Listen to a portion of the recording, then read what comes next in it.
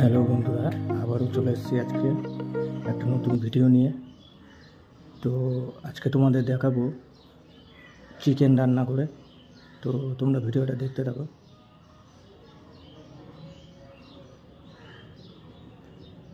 তো সর্বপ্রথমে আমরা পেঁয়াজকে একটু ভেজে নেব লাল লাল করে। তো পেঁয়াজ আর লঙ্কা একসাথে দিয়ে দিলাম, দিয়ে একটু হালকা হিটে লাল করে ভেজে নেব। দিয়ে আস্তে আস্তে একটু নাড়তে হবে, দিয়ে রেখে দিলাম কিছুক্ষণের জন্য।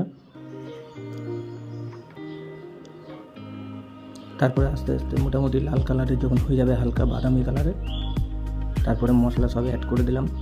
আদা রসুনের পেস্ট, তারপরে জিরার গুঁড়া, মানে যা যা লাগে সব মশলা দিয়ে, লঙ্কার সাথে লঙ্কা বাটা, দুটো কাঁচা লঙ্কা চিরা সব দিয়ে মিক্সচার করে দিলাম।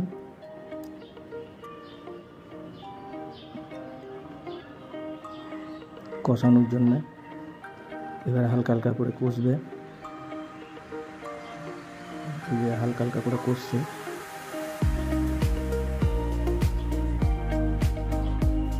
যত কষবে তত টেস্ট হবে মাংসের। তো মশলা বেশি করে কষিয়ে নিতে হবে। তার মধ্যে একটু হলুদ দিয়ে দিলাম আর একটু লবণ দিয়ে দিলাম, দিয়ে ভালো করে কষাবো আরও মশলাটাকে। যতক্ষণ না কষছে ততক্ষণ হালকা হালকা একটু জল দিতে হবে, যাতে কড়াইয়ে না লেগে যায়। আমাদের মশলা মোটামুটি কষার দিকে, আর বেশিক্ষণ নাই সময়। তো মাংসটা দিয়ে দিলাম, মশলা যেহেতু কষে গেছে।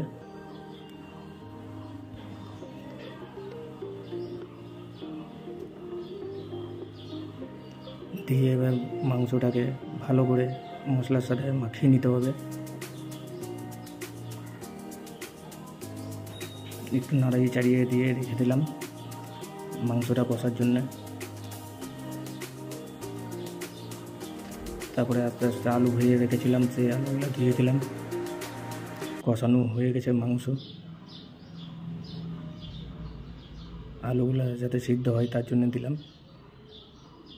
তারপরে টমেটো দিয়ে দিলাম, কাটা ছিল। টমেটো দিলে একটু ফ্লেভারটা ভালো হয় মাংসের।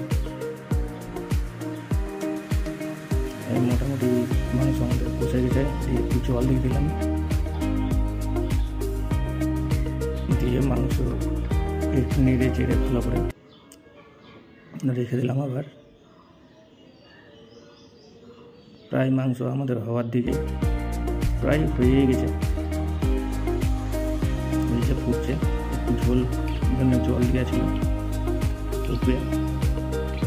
ভাতের সাথে খাবো। তো দিয়ে আমাদের মাংস হয়ে গেছে, দিয়ে একটু গরম মশলার গুঁড়া দিয়ে রাখলাম সানরাইজের। মাংস আমাদের রেডি, এখন খাবার জন্যে প্রস্তুত। তো আমাদের মাংস রেডি হয়ে আমরা খাওয়ার জন্য বসে গেলাম। মাংসের কালারটা বেশ ভালো এসছে। এখানে আছে স্যালাড, আছে পেঁয়াজ আর শসা আছে, এখানে এই যে চিকেন, আর এদিকে নিচে আজকে ডাঁটার শাক করেছিল, সজনা ডাঁটার। তো বন্ধুরা, আজকে এইটুকুই। আগামী আবার নতুন ভিডিওতে দেখা হবে। তো চ্যানেলটা সাবস্ক্রাইব করে রেখো। ঠিক আছে, বাই।